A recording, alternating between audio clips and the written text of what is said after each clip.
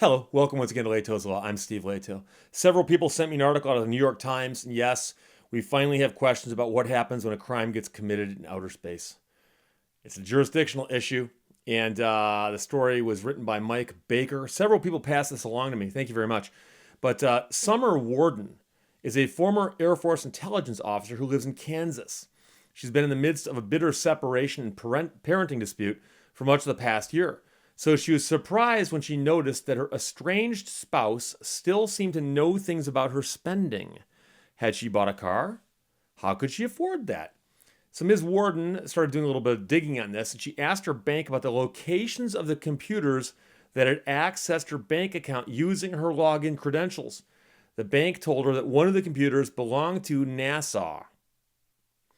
Ms. Warden's spouse, Anne McLean, was a decorated NASA astronaut on a 6-month mission aboard the International Space Station.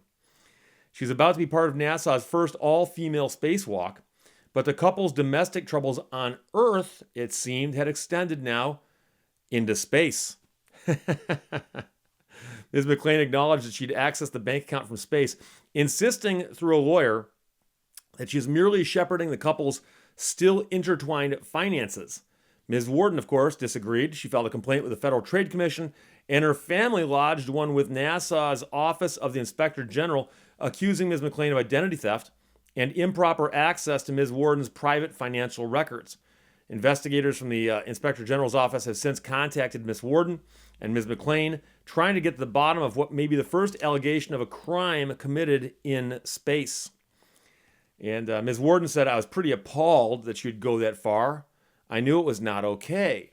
The 5 space agencies involved in the space station, of course, are the US, Russia, Japan, Europe, and Canada.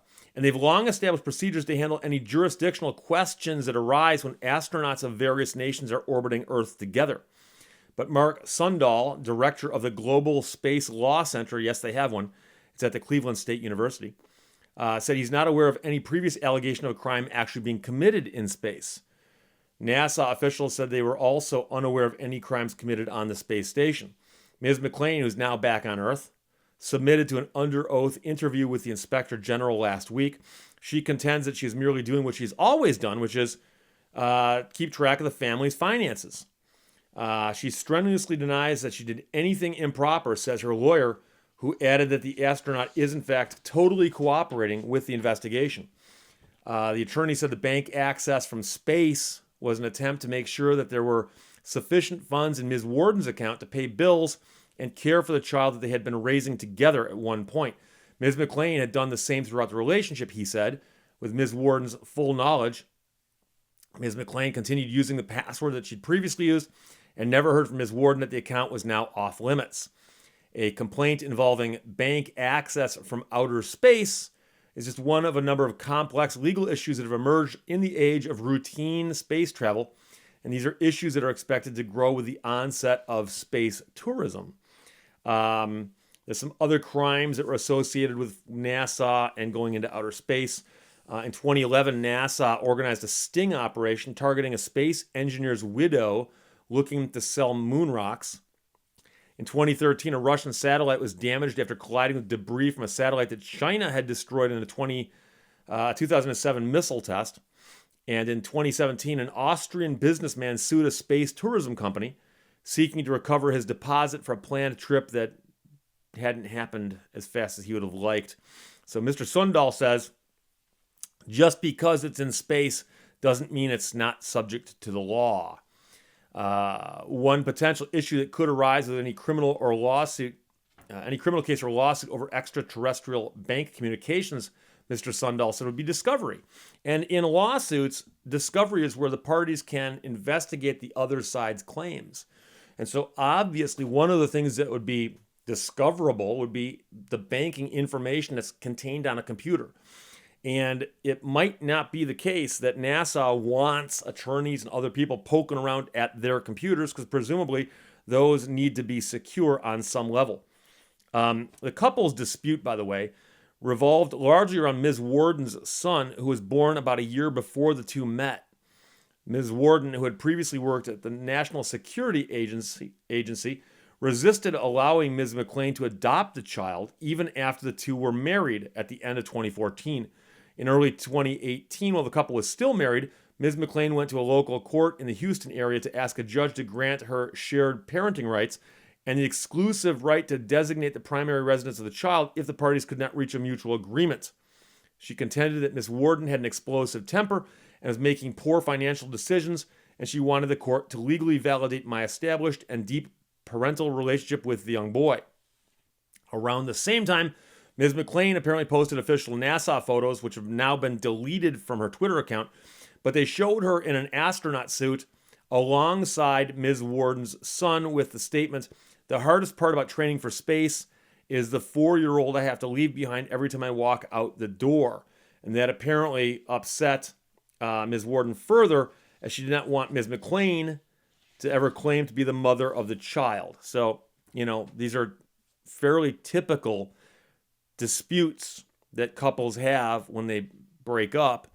Unfortunately, one part of this couple was in outer space during part of this dispute. And the allegation is that this person in space was inappropriately accessing a computer. And, that's the kind of thing which on the ground might not be that big of a deal, or it might be. But then the question simply is, does it make a difference if one of them's in outer space? Well, it makes it more famous, if nothing else. A better question for a jurisdictional issue would be, what if the crime happened in outer space and was wholly contained in outer space? In other words, the allegation here, and again, I don't know if a crime's been committed. We'll leave that for the courts to decide. But we know that if you access a bank account, on a computer, and the bank account and the computer are someplace on land, on terra firma, that you can always designate some place and say, well, that computer is here. And therefore, the inappropriate access is being, committed here, even though somebody might be doing it remotely. And, in the old days, I guess, when everyone was down here on Earth, if the internet had existed, and you had a person at this end of a computer and this person at this end of a computer, and someone's, going back and forth, you'd have two locations you could deal with for jurisdictional issues, right? But if one of them is now in outer space, well, you still have something on the ground where you can say, well, logically the jurisdiction would be there, right? So if I'm accessing a computer that's in Oklahoma, and I'm in outer space, presumably you'd say, well, for jurisdictional issues, you could say it happened in Oklahoma because that's where the one part of that transaction took place.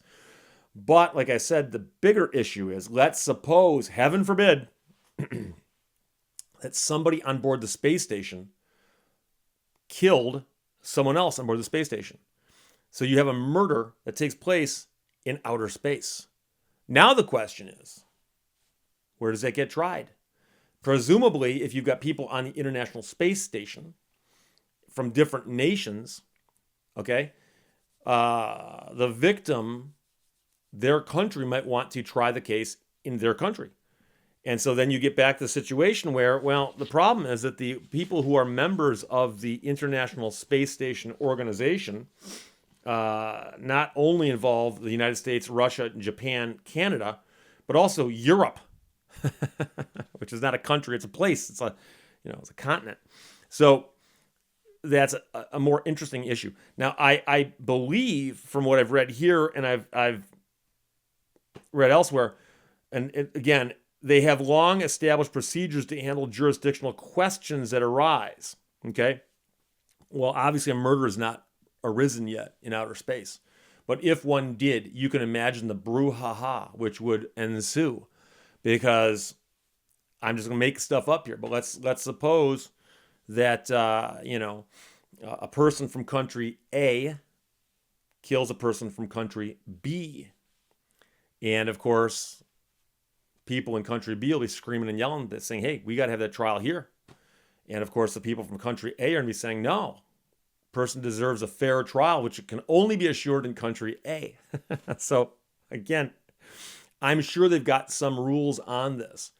And they may have, on paper, a great way of resolving that issue. And they might actually have papers that say, anything that happens up there, boom, boom, boom, here's how we handle it. All goes out the window the second something bad happens where emotions get to the point of, screaming and yelling about somebody getting killed. Okay. So it's an interesting question. But, here the allegation simply is that the one person may have accessed the bank account of the other person. There's no allegation that money was stolen or misappropriated or misrouted or anything like that.